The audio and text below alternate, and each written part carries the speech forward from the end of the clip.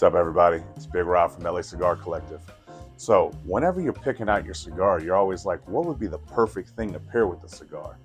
People love different soft drinks. People love whiskey, wine, anything that you could pick. But have you ever thought of the perfect cigar pairing soda? Well, today, we're actually flying up to New York to meet with Charlie Albanetti, the owner of Abbina Craft Sipping Soda, which is the first and only cigar pairing soda which is made just to pair with premium cigars.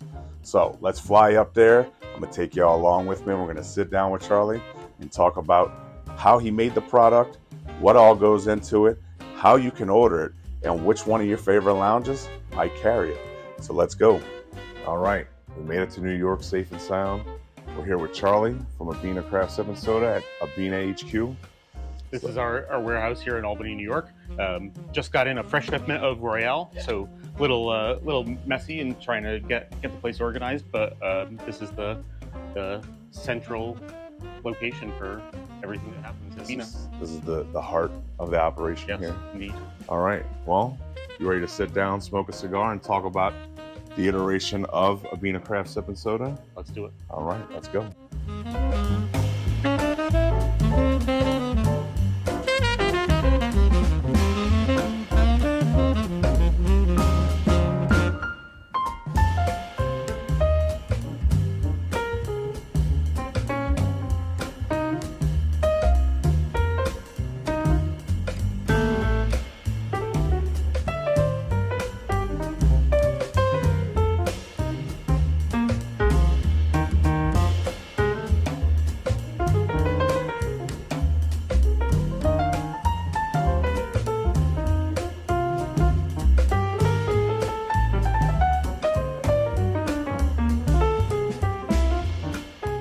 All right, everybody.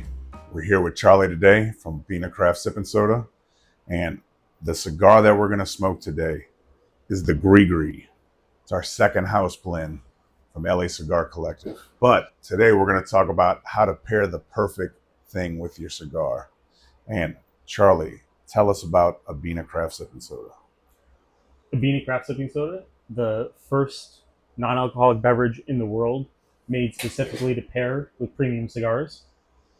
It's pretty exciting, I agree. I know, exciting. And so these four flavors that we have at Abena are completely unique, unlike anything you've ever had before. I don't have a better word to use than soda, but ultimately it's really a pre-mixed non-alcoholic cocktail.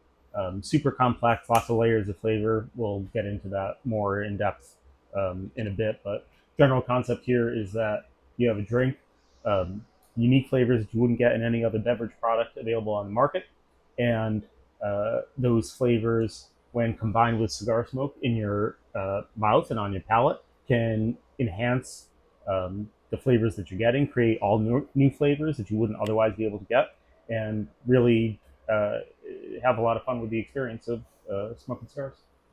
There's the lighter. It's a beautiful lighter, by the way. Which type of SD DuPont is that? This is the new Biggie. The Biggie. All right, nice. So, start from the beginning like I always do. What initially got you into smoking cigars? I think I've always just been fascinated by smoke and fire. And so, once I had some minimal access to be able to get them, I started smoking. I like cigars. Like the smell of them. So I started smoking pretty young, and would drive around in my car and smoke cigars. And when I was driving the car, I would run through a drive-through to get something to drink, and that was a soda. So I really grew fond of the combination of a sweet, carbonated, cold drink to kind of soothe my tongue and throat while smoking a cigar, driving around. And some fast food places have the best sodas. I would say they have maybe mediocre sodas. Well, I'm saying they have out of the soda lineups. There's now a best soda. Yeah, we know what the best soda is, but I'm just saying some of the sodas at places just taste different whenever you get them from drive-through. I mean, public sodas are good. Yeah. So, what is your favorite type of cigar? I mean, I always say that my favorite cigar is the next cigar I'm going to smoke because I'm not most of the enjoyment that I get out of the experience of smoking is finding new flavors. So a lot of the time I go back to certain cigars and enjoy them because I know I'm going to get the right experience that I want at that moment. But most of the time, I want to be fascinated. I want to be, I'm not maybe the most adventurous person in the world, and so the adventure can come from new sensory experiences, and that's what I love about it. So, but personally, my palate tends to lean towards meaty, savory, salty kind of flavors. I like Nicaraguan tobacco. I like a San Andreas wrapper. I like bolder, something with some punch to flavors. it. Yeah. So, what initially made you sit back and just be like, I want to have a soda or develop a soda that would perfectly pair with cigars? Because some of the flavors on these are just, they sound crazy until you actually try them. Right. So how did you initially start? What were you doing like prior and made you like the light went off in your head and was like, I want to do this? Yeah. So like we are sitting right now in my basement, right? Yep. And so one day I worked in politics for nearly 20 years here in New York. And one day I was, sitting here in my basement smoking a cigar, hating my life, wanting to get into something new, and drinking a soda while I was smoking just popped into my head. Why not play with some flavors and see if I can make a soda for myself that is actually interesting? Because these mainstream sodas, it's a lot of corn syrup. You can buy cane sugar ones, but it's a lot of corn syrup in most sodas you're smoking or drinking, and not much flavor. So when you drink any mainstream soda, even the strongest of sodas, strong ginger beer that's spicy, right? Root beer that has a little bit more interesting flavor, Dr. Pepper, something like that, right? Like these flavors, still the flavor aspect of it is pretty weak. It's all the sweetness that you're hitting your tongue. So as soon as you drink it, you swallow it, flavor's all gone. And so really it's a functional beverage, right? Like it's a functional in that it soothes your mouth, it soothes your throat, maybe it gives you a little sugar kick, and that's about it. I thought, why not punch up flavor, reduce the sweetener, and see if we can get that flavor to linger on your palate a little bit to interact with the smoke. And so I'm getting into the science of the actual of Abina here, but at that moment, I just thought to myself, go upstairs, go into your kitchen, start messing around, carbonate some sugary flavored stuff, and see what happens. Yeah. And that's how it was born. All right. So, how long ago was it that you actually started like developing it and trying to come up with it? So I had for a while at that time known that I wanted to kind of start my own project, get out of the career that I had been in for a while. I thought I had, I did my time with that. I thought it was really good. I felt successful in it, and it was time to move on for myself and for my life. So this idea came to me, and once I started making a cherry and earthy flavored soda, and it's like, oh, this is actually pretty good. This is kind of working. Maybe this could be the thing. And it really did not take very long at that moment to go to, I'm putting my job in and diving in on this project. And so I did that. And so that was, we're in 2020, it was 2022. I think summer of 2022 was the moment that I was sitting down here and came up with the idea. And by September 1st, I had quit. So it was really only like 3 months. It's like, it's time to take the leap. Let's get it going. Yeah. So September 1st, I had left the job. October 1st, I was diving in fully. I had hired my flavorist to help me finalize the formulas. That whole process took a very long time. It took like nearly a year to go from ideas in my head to actual finished formulas, and then another few months to actually get it produced. So a little backstory about Charlie and I. Charlie and I have been friends for years now. We actually met on Discord where we were smoking, and he just popped in one night and started telling me about the soda and like his ideas for it. And I was like, man, that sounds crazy. I was like, but like just a random guy you're meeting while smoking. It's a good conversation. And then we actually went to a cigar convention down in Orlando, and we met each other there. And we talked about it some more. And then it was like 6 months that we never spoke again. And then you got back on Discord one night. And I remember asking you, like, Charlie, how you been? What's going on with the soda? And you were like kind of taken aback. I couldn't believe that anybody actually remembered like Yeah. this random conversation about this crazy idea that I had. And but I appreciated that, you know, like that's pretty cool. And I think it's still to this day shocked me when I say, you know, here is the world's first soda made to pair with cigars, and people aren't like, you're Yeah. crazy.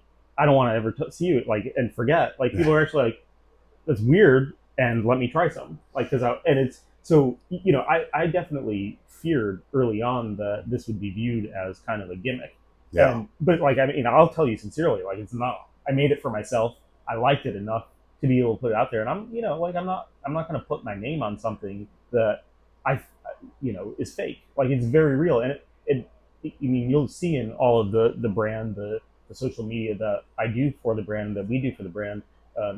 I am intentionally visible, not because I enjoy being visible out in the world. Like I don't like doing um, uh, visibility stuff for myself, self promotion, right? But I think it's important for people to understand that there is a real person behind this product. I made this for you. I made it for myself. I made it for you. I want to share it. I want to build out the cigar community, the cigar culture. I think it enhances the whole thing. And I also will just say, like, one of the coolest things about this is, you know, when I started in politics, it was my hobby. I loved it. Yeah. And over time, you know, like I still love it, right? But I just got tired of it and wanted something new for myself. Cigars became my hobby. While I started smoking very young, I didn't really get into good cigars, boutique cigars, right? Yeah. Until maybe 10 years ago. Like all of us. Right. So, I mean, everybody has their starting place. And I went quite a while before I discovered the good stuff.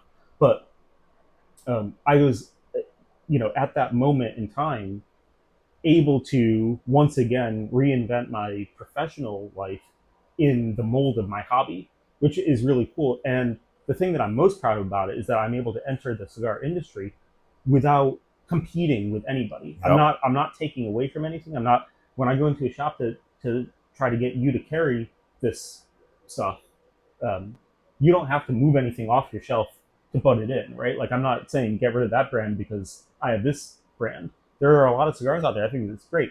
I can't make the best cigar in the world. Yeah. But I can make the best soda in the world. Yep. So I remember whenever you initially told me like you were getting the first like samples and stuff together, and you started telling me the flavors and everything and telling me the stories behind the name. And when you told me the flavors, I was like, I think he's losing his mind. I was like, some of the things I remember whenever you told me saffron, patchouli, oak moss, I was just like, this is outrageous. But then you sent me samples, and I think I'm one of the only people that have the clear bottles that have like printed up labels on it before you got to this stuff. So, and I remember drinking it, and I looked at my wife and I was just like, I was wrong. Like I sat down for a whole week and I just did every single one of them. And I remember we weren't on video call or anything because I wanted to do it without you around. So like you couldn't influence me. And I was like, I told Jenny, I was like, he's got something here. I was like, it's strange whenever you're first trying it. But like the fact that like whenever you're like retrohaling a cigar, you do the exact same thing with the soda and it brings out so much more in the cigar. And it always blows my mind. Yeah, So, I mean, everything about this is intentional. So, I mean, the thing that I've kind of recently thought about when I'm talking about it that I haven't said a lot before, because it just kind of came to me about how to say this, is that the thing that's most unique about this is that there's an ingredient in each one that you'll notice right away, and it's strong and bold and it's flavorful and it burns off quick, right? Like any other soda does. These are unique ones, but like any other soda does. There are also ingredients that in say the fragrance world would be considered a base note or a fixative. Ingredients that have a really hefty molecular weight and will in a fragrance world linger on your skin longer. Same kind of thing happens when you're consuming it through your mouth. It lingers on your tongue, in your mouth, on those surface areas, so that those molecules can get inhaled up through your nose, what we call retronasal olfaction, which is all flavor. Flavor is just smell, right? So retronasal olfaction allows you to detect all of those unique flavors, and it's there well after you put down the bottle. And that's what actually allows for the interaction with the smoke. So the neat thing about this beverage that whiskey will not give you, that wine won't give you, that sure as hell no soda will give you, is ingredients that will stay with you on your palate throughout the cigar smoking experience and build up over time to be able to always allow every puff that I'm smoking to give me an opportunity for a new flavor to be developed. Because when we're talking about pairing, I mean, that's what I said, like, you want to, you pair a whiskey, you're actually just smoking and drinking, right? Like, it's not pairing. Pairing is when you're actually allowing those two flavors to really come together. And so you could, smoke and drink quick, and that's pairing. Like, you're getting those two flavors together. This actually has ingredients that will stay with you. Yeah, it lingers in your sinus cavity. Right. That's why I was saying, like, the retrohaling. Because I remember you say it all the time, and it always intrigues me whenever you say it. Is you said, like, whenever you're tasting something, you're only getting like 5 flavors or 5 very simplistic tastes. Yeah, which are what? Sweet, sour, salty, bitter, and umami or meaty. So like everything else is through your nasal cavity. Everything else. People aren't like all fragrance. They're not realizing that. So like whenever someone comes to the lounge and I first tell it to them or introduce it to them, and they'll look at me like I'm nuts, and I'm like, you have to like retrohale almost as if you do a cigar. And you don't just chug it like it's a regular drink. You sip on it. That's why it says sipping soda. So whenever you're doing that, it's just bringing out the flavors. And I have guys who are even like new to cigars or people who've been smoking forever who they'll be smoking a cigar that they smoke regularly.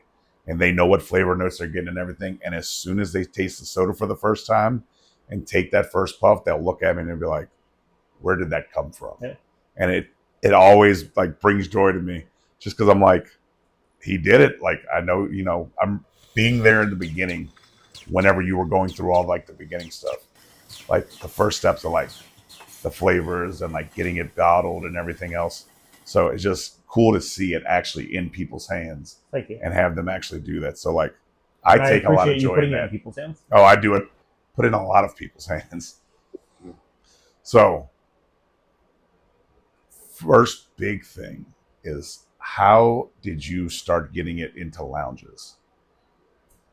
So, I mean, this is interesting because, I have no background in soda, but actually no background in sales either. And so when I started this, it was like this fun project where I get to mess around with flavors and smoke a lot of cigars and, kind of have this whole experience putting together this cool new product.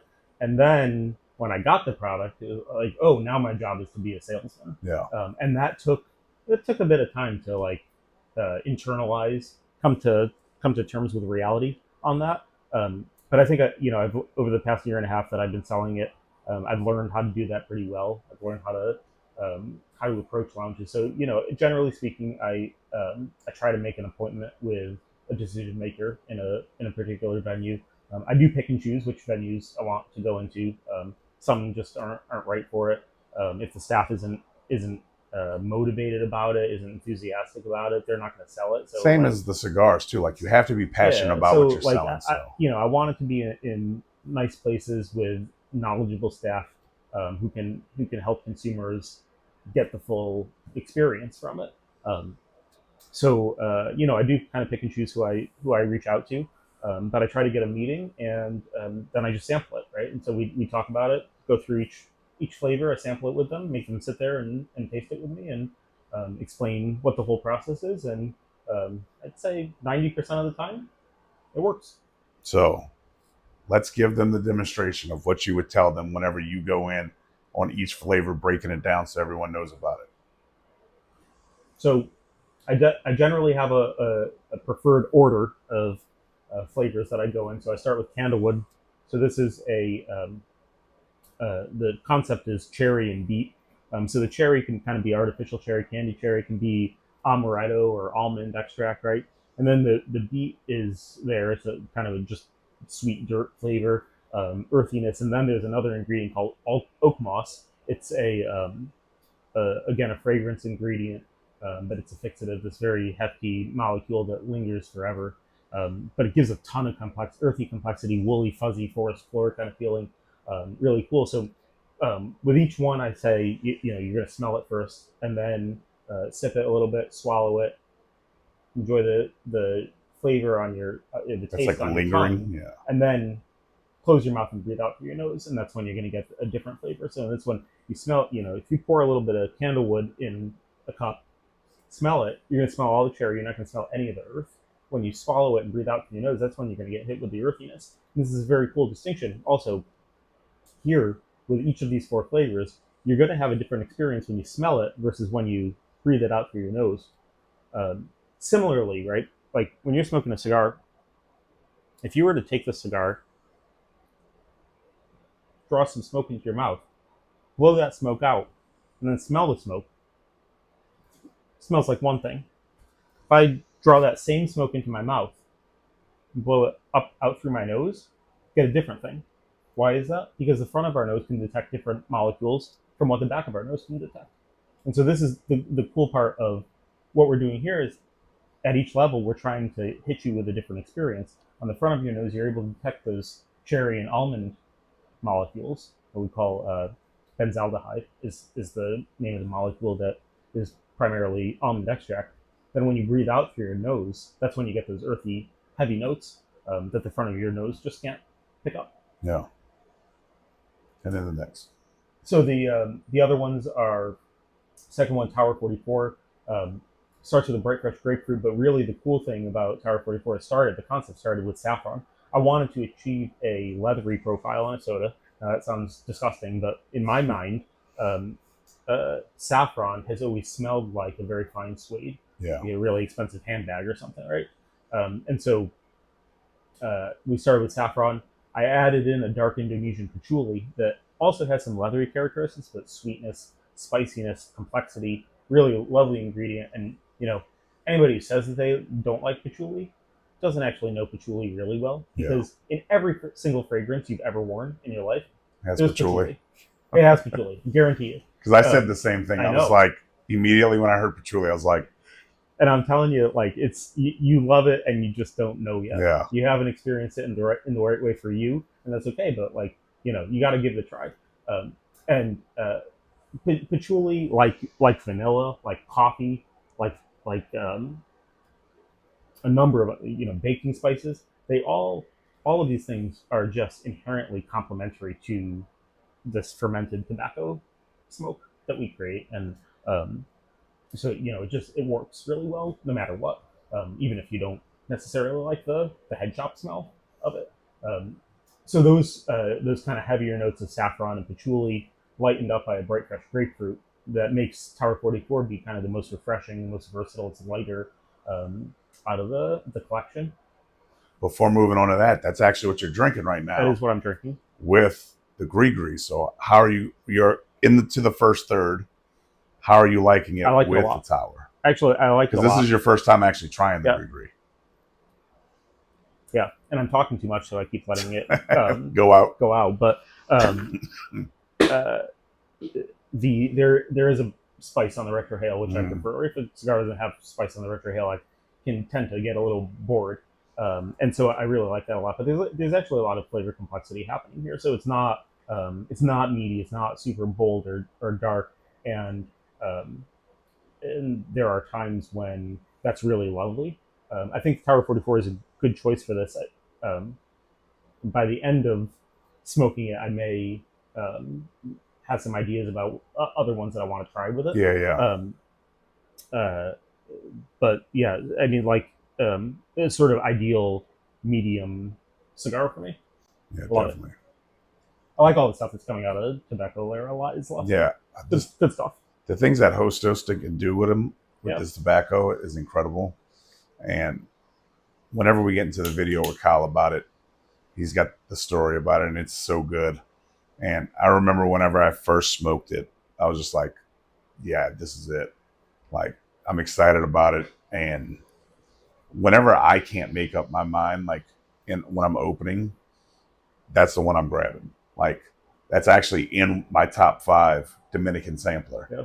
Because people might think, oh, he's just doing that because it's at the lounge that he works at.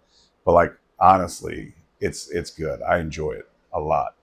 And it's not necessarily the flavor profile that it's nowhere near what I normally go for. I mean, it's actually the best way I can explain it. It's balanced. it's balanced, but also it's like there's different things happening. Like Yeah. I just got a very significant kind of grassy green note, but before I was getting really bold vanilla caramel stuff happening. So it's kind of bouncing all over the place, which I like in a good way. I mean, and just to say specifically, Tower 44 is the one that I would pick out of these when I'm not exactly sure what to drink. Definitely the most versatile. It's the most versatile of the four. And generally will work and will add something to the experience.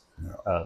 Although I don't know what to add to it yet because I haven't smoked it. You got to keep going with it. So number 3, the boldest and most intense of the 4 flavors, Vinny. It is inspired by Jamaican jerk seasoning, jerk spices. So allspice, ginger, thyme, molasses, herbs. There's a little bit of smoky qualities. There's some savory meatiness. There is heat that you'll feel on the back of your throat. And all of those things complement meaty flavors really well in the same way that it does up in your kitchen, right? So your porky, meaty cigar is what that's made for. I'll tell you, I smoked the pork tenderloin from Tatuaje, and first thing I thought of was this was made for Vinny. And not even because of the name, just like the flavor profile. And I was like, oh, this is going to be perfect. Yeah. The pork tenderloin, Dunbarton meat lovers, people, meat lovers go for it because the way I described it. But I the other cool way to play with Vinny, because of that heat and the actual spices that it has. If you have a cigar that's too mild for you, that doesn't have the spice that you're looking for, doesn't have a flavor profile, strength that you're looking for, you can really punch up your whole palate and allow you to kind of come out with discovering those nuances in a way that doesn't bore you. So, if you do have a cigar that's a little too mild and you're not really feeling it, the Vinny can make it a more exciting experience. Yeah, definitely. And the flavors that one pulls out of cigars also, or like develops more. It's definitely the most complex of the 4. It can be confusing at first, but I tell you, every time you sip it, you're going to discover something different. There are important tropical fruit notes in it that I don't even say in my little speech about what flavor notes are in there, right? Like there's pineapple, there's mango, but primarily allspice is the first thing that you're going to notice, and then ginger comes about and the heat will come about and the spiciness. But allspice, very similar to clove. There's cinnamon, there's vanilla, like coriander, cardamom kind of flavors, right? And so you could think Thanksgiving dinner, like pumpkin pie spices. You could think Indian curry. All of these things are using those same set of spices and then adding in one different thing. So whatever your personal experience is in life is what you're going to associate with that beverage, which just makes it fun and personal. And you can, because almost every culture in the world has signature dishes that make use of that same set of spices and adding in one extra thing, you're going to relate to that. If you can get over the initial what is happening here. And it's worth doing that, right? Like nobody liked scotch the first time they tasted it. Nobody liked coffee the first time they tasted it. At 2 years old when the first time you drank scotch. Yeah. And so you spit it out. It was a beautiful childhood. And then by 4, you learned this might have some value, so we're gonna try it some more.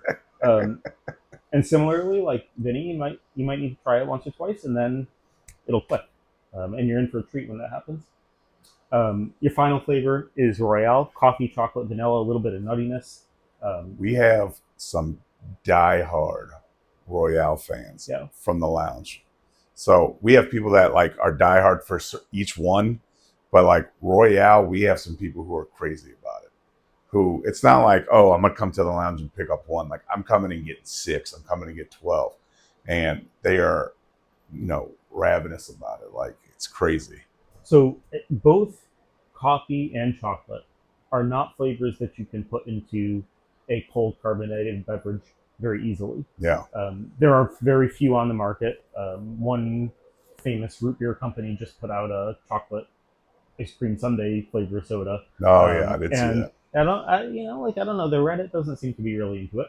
It's not easy, right? Yeah. And so, you can't just pour chocolate syrup into carbonated water. I mean, you can make an egg cream. Yeah. I don't know if you guys.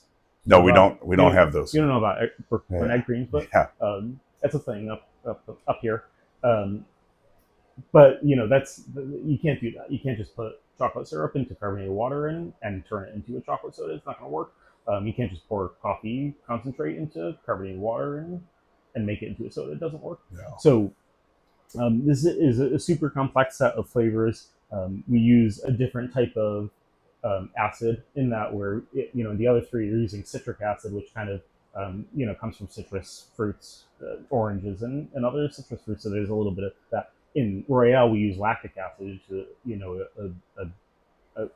it's not actually milk derived, so that the sodas can be vegan, but it's based from that category. So you have a different flavor profile, but all of these little steps are reasons why that flavor can come together. One of the reasons why you need a professional flavor chemist to be able to help develop flavors this complex. Because you are definitely not a chemist. I'm not a chemist. No, we know that. No, I'm not. But yeah, Royale, I love it. I usually have it with my first cigar of the day. I like coffee in the morning, so that's my drink. But I will also say that it will make the best ice cream float you've ever had in your life. Just throw a scoop of vanilla right on there and just let it roll. Yeah. So we just said you are not a chemist, and we know you're not a chemist. But how did you go about mixing these different components to actually come up with these flavors? So, because I know you have the background of perfumery and all that. So yeah. So again, a hobby. At some point throughout my political career, one of the ways that I escaped from that, be it momentarily, was food. I love food. I love exploring new food. I love cooking. And at some in 2017, I got really sick and I couldn't eat what I wanted. I had to have a very bland, basic diet, very limited. And so at the same time, because I wasn't able to do that hobby, I kind of just by coincidence ended up having this idea in my head, popped in my head. I had this scent memory of my uncle, long dead uncle, being in my grandmother's house, and every time he'd walk by, he had this certain smell about him. I gotta figure out what this guy was wearing. What was this fragrance? And so I just I'm a maniac, and I went and bought hundreds of fragrances to try to figure out what it was. I mean, it was a bit of a longer process than that, but throughout that process, I really began to discover the sense of smell, the complexity of it. Perfumery is a really cool, not just industry, but art. You can really convey deep, meaningful ideas through smell. Smell is a really magical sense, right? You hear all the time that people talk about these memories that are conjured up from their very early childhood, way earlier than you can remember anything, but you have this vision that pops into your head because you have this smell when you're walking down the street, right? And how powerful is that? How cool is that? And so I think fragrance and smell is such a cool sense, and really allowed me an opportunity to understand what art even is. Visual art and other art never totally made sense to me. This opened that up for me. So I became a bit of a nerd about the whole fragrance thing. I really wanted to learn how it's made, not in order to make it, and definitely not to make it professionally, but just because I wanted to know. I want to know the back end of things. How does this actually work? So I took a couple of courses in perfumery, got a library of natural ingredients and aroma chemicals, various aromatic compounds. And so that day that I was sitting down here and decided to go upstairs and make some soda, I looked up, how is professional soda. I don't remember what the Google search was, but I started Google searching, and in that moment, I guess I knew this, but I didn't really know it, is that the flavor industry and the fragrance industry are literally the same industry. The flavorings that are used in any product that you buy, not just beverage products, but any food product, mass-produced cheeses, anything in the frozen food aisle, right? All of these foods are flavored with literally the same stuff from the same vendor, shipped from the same factory, that is used in not just like perfumes and colognes and such, but in your laundry detergent. So they call this sort of like everything is fragrance in the world, Yeah. right? And it's the same exact industry, same exact base products. Half of that stuff that can be used in fragrances that you wear can actually be consumed through your mouth. And so I went upstairs. I had this library of raw materials. I went upstairs, figured out which ones are FDA okay to use in consumable products, and brought them down to the dining room table. Started mixing around, and that's the how it all came together.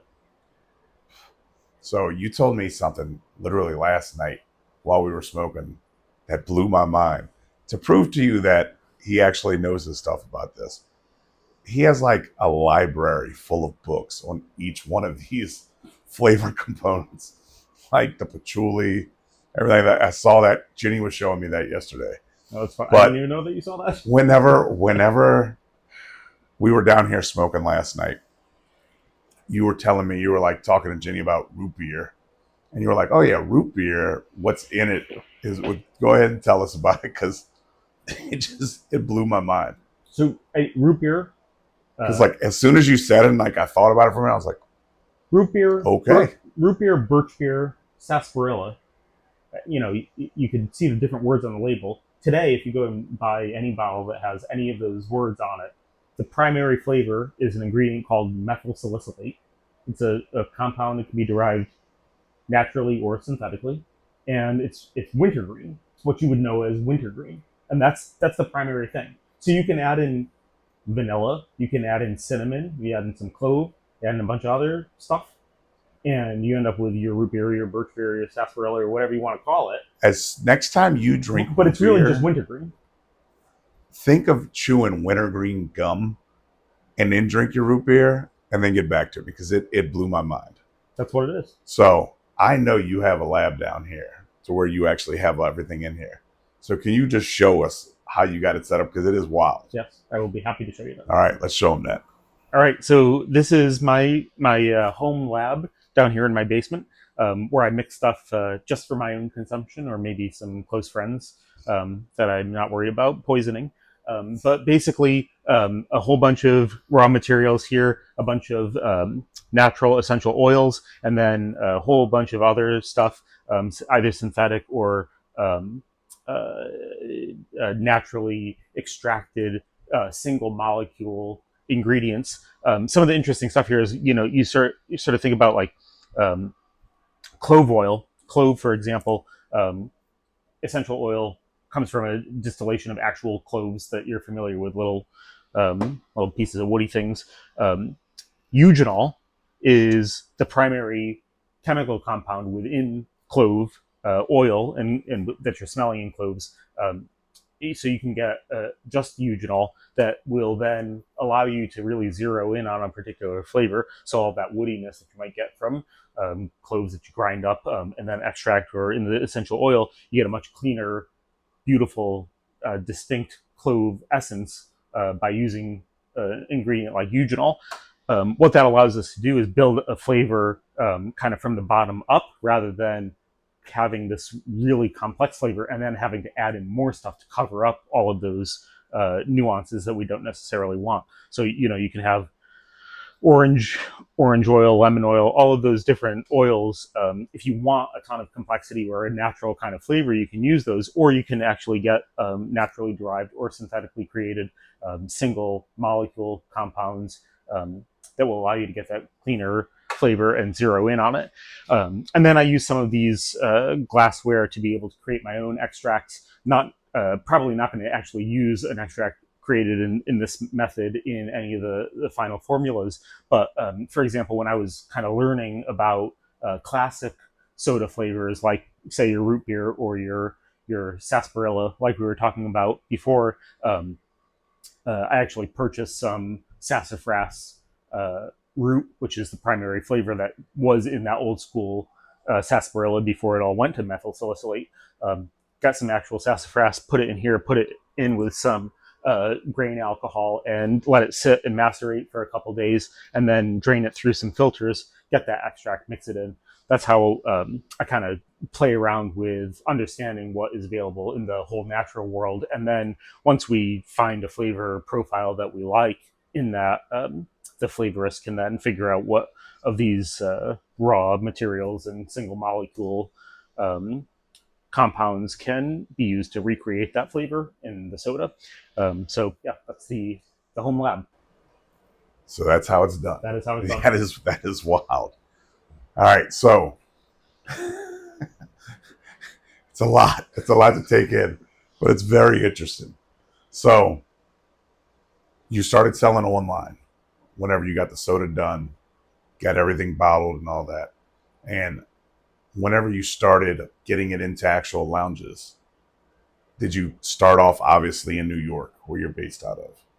I did. It took a little while to figure out both a logistically and economically feasible way to ship at a wholesale price, a price that could accommodate wholesale. Shipping the stuff is expensive. I mean, yeah, it's heavy.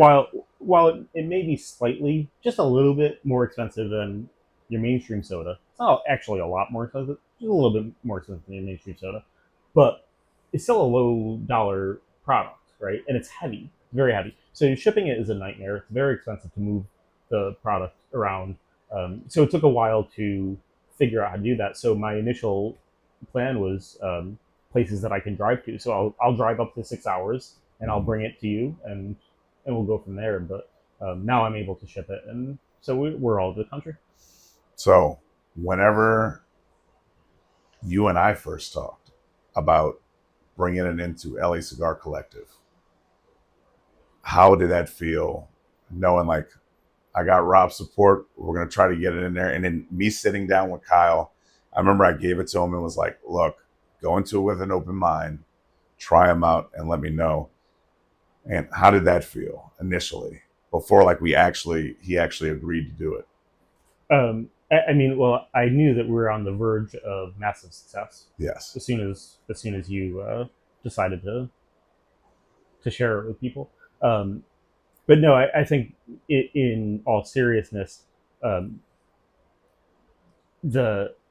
you have sort of been able to set a standard of enthusiastic staff support for the product in a lounge context, right? And so the way that you are able to share the product with the customers at your shop is the way I now ask every new retailer to share it, because I'm very passionate about it. Yeah, and I think that's, and it's not only because we've been friends, but it's like I really love it. Like I enjoy it, and like it elevates everyone's smoking experience to where like I want other people to try it. Right. I mean, you know, like we have become good friends now over years, but I think the reason that we became friends is because this is actually pretty serious for us. Yeah. Wow. We really love this stuff. We're very serious about it. We understand it. We want to learn more about it. It's this never-ending journey to understanding all the beauty of all of this. And I think that's a passion that we both have figured out our own way of being able to contribute to that community. And I think that's really cool. So I very much appreciate the support for the product, and I hope it's part of building a bigger thing. Yeah, because cigar culture means so much to both of us in the lounge and like everyone that comes in, because like it's such a welcoming thing. Like you can't do this in like other industries or like meeting people elsewhere. Like you and I come from two totally different worlds. You're from New York, I'm from the New Orleans area. Two totally sides of the spectrum, and just the love of cigars and like that brotherhood like brought us together, and like we've met so many great people from this. Totally. So like the enthusiasm comes from me wanting other like people who I've gotten close to, like, you need to try this. Yeah. And then like they try it, and then they get enthused, and then they tell the next person. Like it just keeps going. Yeah. And one other thing I'll mention about it, because we haven't said it here, is there's there's a need for something that is thoughtful and like I don't even want to say the word sophisticated, but I just did. Um, that is non-alcoholic that you can put with a cigar, right? Like there are a lot of people who don't necessarily want to drink, but scotch or bourbon or whatever is the sort of go-to understood Yeah. pairing, and there's a lot of people who aren't going to do that. Yeah, we And have a large sober yeah, group so that comes in. I think it's uh, I'm sincerely actually proud of being able to offer something that I think invites those people into the community in a inclusive way, and builds that sort of confidence for them. I think it's really, I like to say that a shop that offers this product to their customers is actually really honoring the customer and the customer's need. So yeah. So for me, whenever Kyle first tried it and got back to me, he was telling me how much he really liked the Vinny. And he's like, yeah, this stuff is great. I really want to try it out in the lounge. And I remember, as y'all saw in the Padre video, how Kyle told the story about, his sobriety and whatnot. The way he was passionate about it, like I said, it keeps moving on to the next person. So like he moved it on to like his sobriety friends that came in, and they just love to have the fact like having that bottle, and it's something different. Yeah. It's not just your run of the mill soda, and they have it.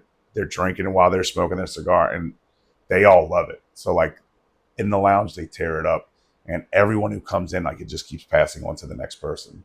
So it's been great at the lounge. And then I know you do a lot of like events where you travel and like go out of your way to like do things at different shops.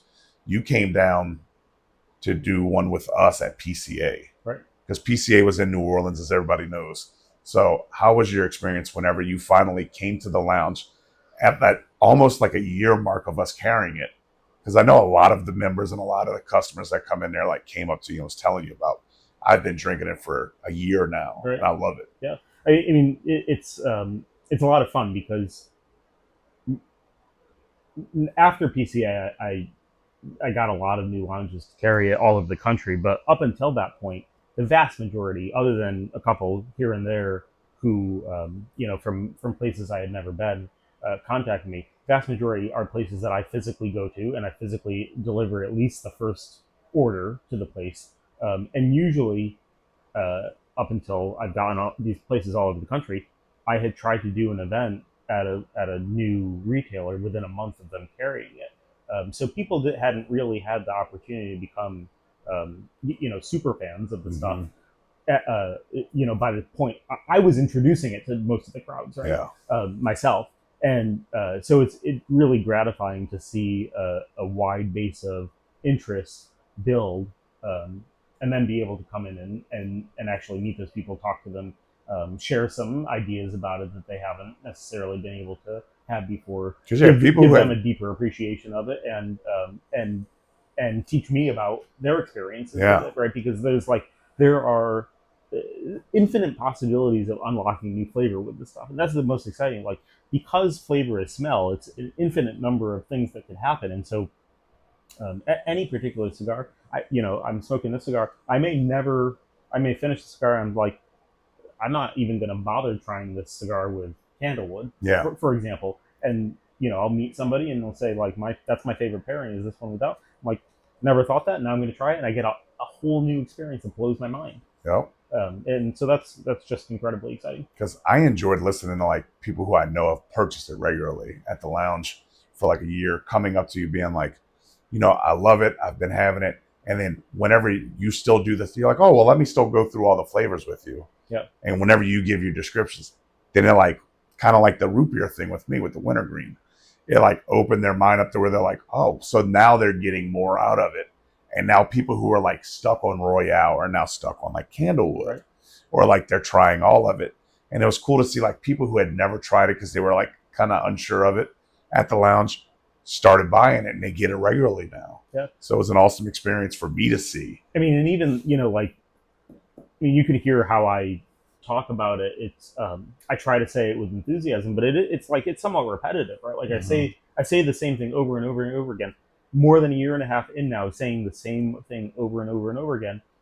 Every month a new way of talking about it pops into my head, a new thing that I want to highlight about it, because there's so many elements of experience that you can have, right? So like I've just come up with this idea of talking about how you have these ingredients that linger on your palate, and what pairing actually is versus just smoking and drinking at the same time, right?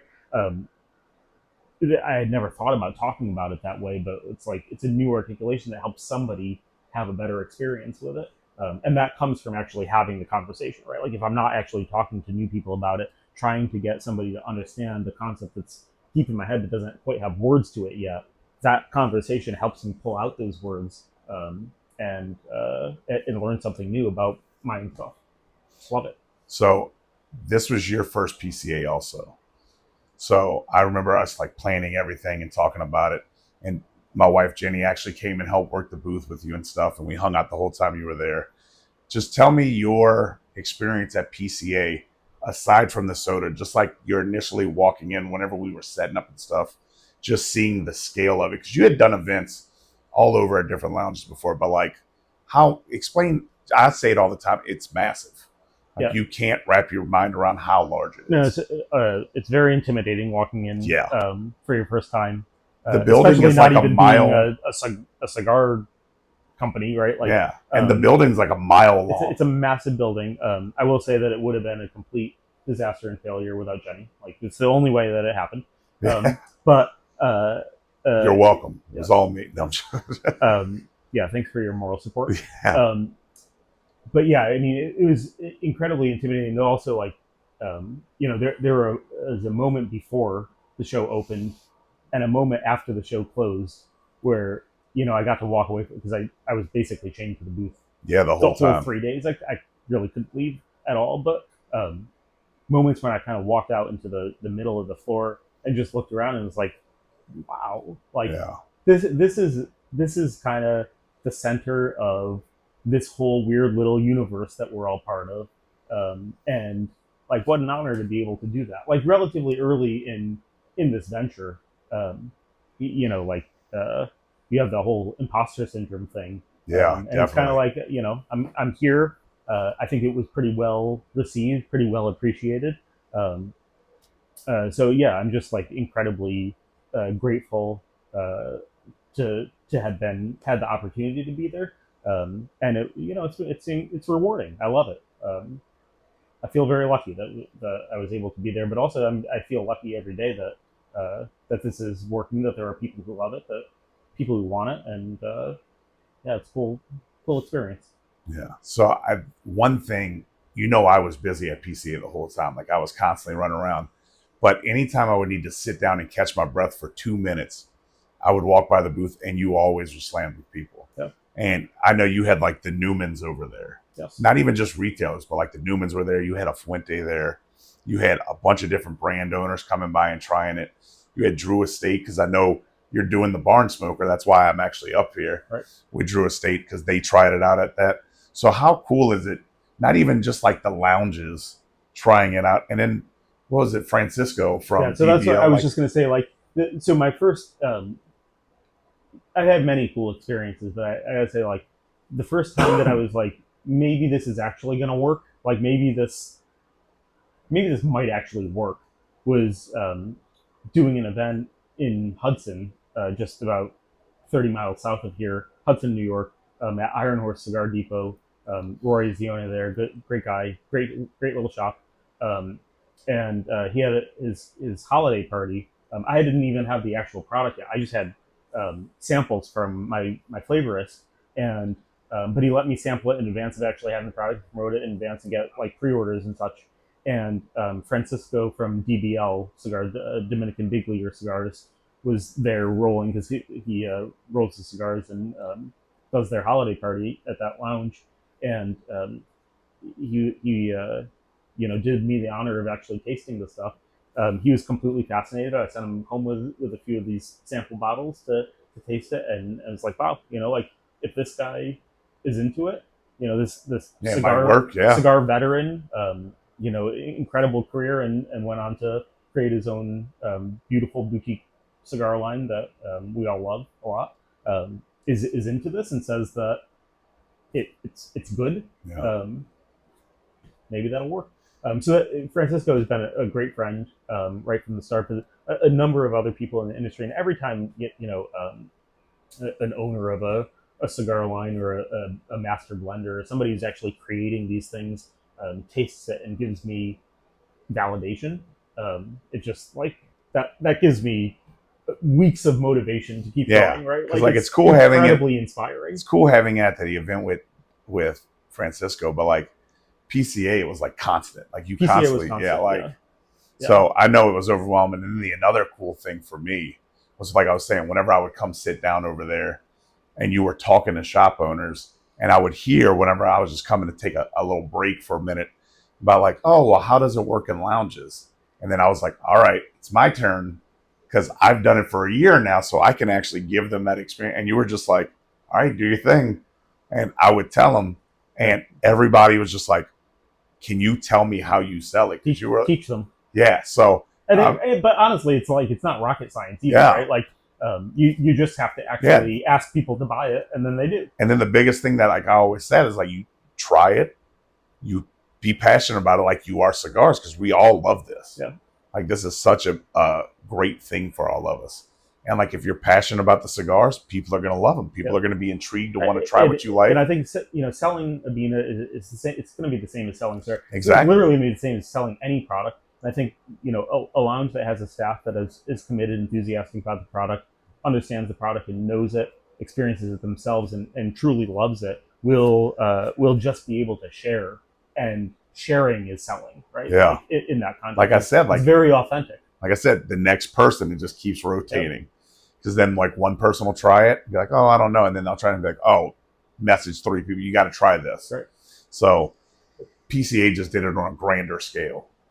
So it was wild. Yeah, my goal really for PCA was, while I had a number of new retailers I would like to have carrying it, it was really like, I'm a tiny booth, the smallest booth that you can get, in the corner of this mile-long building, literally mile-long building.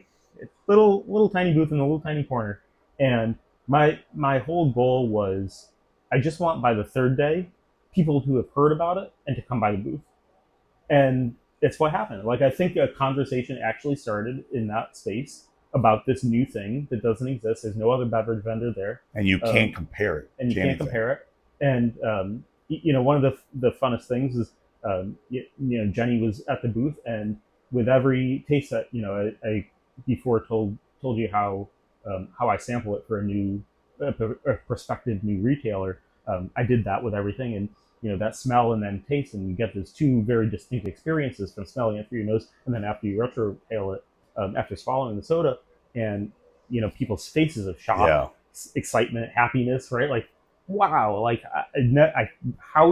what is this weird magic that you have done to be able to create this liquid that smells different than it tastes? Like, how is that even possible? And like, people's honest reaction. So Jenny filmed reaction after reaction. Yeah. She was sending them to me while I was walking around. It's hilarious. So cool to give people something new that they've never had before. And then I know you sell online for people that they can order directly from you. But like, in my opinion, just because like we carry it in the lounge, I think all the lounges should have it. I think so. Just because people need to try it. I know you think that also. But like, if you're not near LA Cigar Collective, you can check them out online. You do like the 4-pack sampler where you can try all 4. Right. And then you do different, variations of how you can order it. And then also, like, if you end up liking it and your lounge doesn't have it, you need to tell your lounge about it.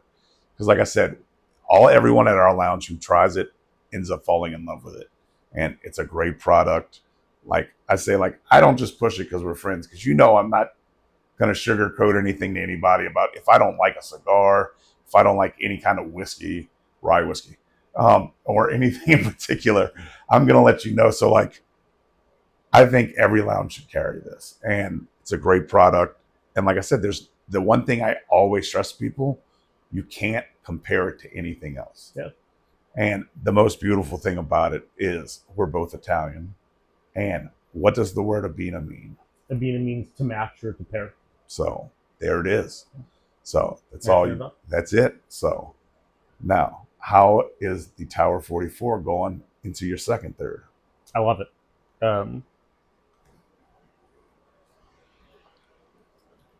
Tower 44 lately for me has really been jumping out as a lot of vanilla, which I didn't necessarily think of. All four of the flavors have a lot of vanilla, but I just get this creamy quality, and you really only get the saffron on the retrohale. You can smell the patchouli on the nose, and the grapefruit, of course. The patchouli, is like I said, it's super complex. Really can hit you in different ways, and I think the vanilla is really fun. This this just gives me an incredibly good caramel toffee thing that I'm not sure I would be quite as aware of if I didn't have the vanilla. I always say this is like a white cream puff. Yeah. With a little bit of spice on it. And it smokes so beautifully. It has, how whenever I say it's got like a clean smoke. So a lot of smoke out. Definitely great draw. Great draw. Hostos just, he's doing his thing, as always. The construction is flawless. But because this is my first one of it, I am really looking forward to getting my delivery in the mail of a 10-pack of them. Yeah, the bundle. So that I can sit and actually focus on. Yeah. Instead of just pontificating here. And then trying it with all the other ones. And trying it with all the other ones. But I actually want to sit with it without one. And this is something maybe I'm like the worst salesman ever, but I actually encourage people to know your cigar a little bit before you bring this stuff in, right? Yeah. Because that's when you're really going to get the experience of what else can I find in the cigar that I wasn't able to find before. And that's not to say that this is somehow elevating the brilliance of the blender. I do not pretend to be able to do that, right? I'm not going to try to do that. I think what's happening here is that you have certain flavor profiles that exist here that maybe you haven't discovered yet. And in the same way where you can cook a steak and eat it, but if you cook the steak and put salt on it and eat it, you're getting a different flavor profile. Maybe that flavor profile is better, maybe it's worse. I don't know, but it's different, right? You put different spices on your steak, you're going to have a different flavor profile. Similarly, if you pair a different flavor with a cigar, you're going to come up with some new flavors that are going to happen, and that's magic. That's exciting. Makes the cigar that you've been smoking your whole life a whole new cigar. How awesome is that? That is great. For $4.79 a bottle. Yeah. So here's a question, because I know you're a fan of the LA Cigar Collective exclusive with Jay London, the Pink Telephone Booth series. I love it.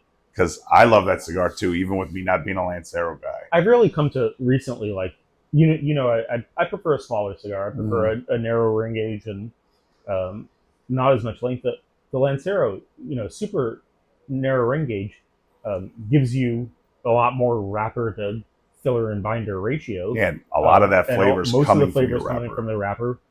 So I think there's actually a lot of appreciation to be had for the Lancero. And also, I think one of the things that I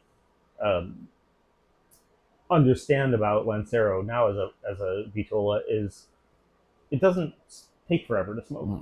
It's not, if you have a 7-inch long cigar that is a 60 ring gauge, that will take forever. Yeah, you'll have a while. But unless you're me. At a 38 ring gauge, yes, you have large lungs. Yes, exactly. So which one of the Abinas do you pair whenever? Because if people out there are trying to buy the exclusive Pink Telephone Booth, which one do you personally pair with it? I like Vinny. Vinny with it? Yeah. So the Pink Telephone Booth is a pretty meaty. Yeah, it is. It's a pretty savory, dark, meaty cigar. You get a pork note from it. Yeah, and it pairs perfectly with it. So. Yeah, I mean, I like it with Tower 44 too. It's complex. It shifts around. I love it. Yeah, I mean, I could enjoy it with a number of them, but Vinny would be my go-to. But also, it can depend on your time of day. And like you say, you could try it with all four just to see. Try it with all four. Everyone's palate's different. but perfect pairing as usual. Yep. All right, so that's it. Charlie, thanks for hanging out. I know we got a lot more to do. We got some stuff that we'll be filming at the Barn Smoker because I'm excited to go to that and see you in action again. Since I didn't get to sit back and watch the excellence, we're gonna have some fun. Have you been to a tobacco field? No, I've never been. I haven't either, so I'm very excited. It's pretty exciting to see this stuff in the wild. Yeah. So in Connecticut, it's going to be great. Yeah. So we don't have to take a long flight. My home state. Yeah, I had to fly up here. Yes. But it's not like we're going to another country for it. No. And you know I love Connecticut broadleaf wrapper. Yes. So I'm very excited for this. Yeah, it's going to be fun. So, as he said, get the Abena, try it out. If you're not local for LA Cigar Collective, you can get it from your website, which is abinasoda.com. And then get the Gree. Get the Gree at LA Cigar Collective if you are local, or you can get it at... Yeah, you can get it at lacigarcollective.com. There you go. And then also, now you know what to pair with it, or what Charlie pairs with it, since he is the man behind the soda. I will get my 10-pack in the mail soon. I'll try it with all of them, and I'll post a little story to the Instagram with my final verdict on my favorite pairing. And then also, you know his pairing for the pink telephone booth. And then if you go to our review section, our blog section, where we all write up what we think about different cigars, I have a pairing section in there for like whiskey, sodas, drinks. And then I always have an Abena pairing section of what would be the perfect one to pair with that, in my opinion. And people have been loving that. So if you haven't checked out the blog section, check that out, because your favorite cigar might be on there. And then you could just order it, try it out with your Abena, and let us know what you think about it. Discover the magic. Oh, yeah. So, from Abbina Craft Sipping Soda in New York and LA Cigar Collective, put some smoke in the air. See ya.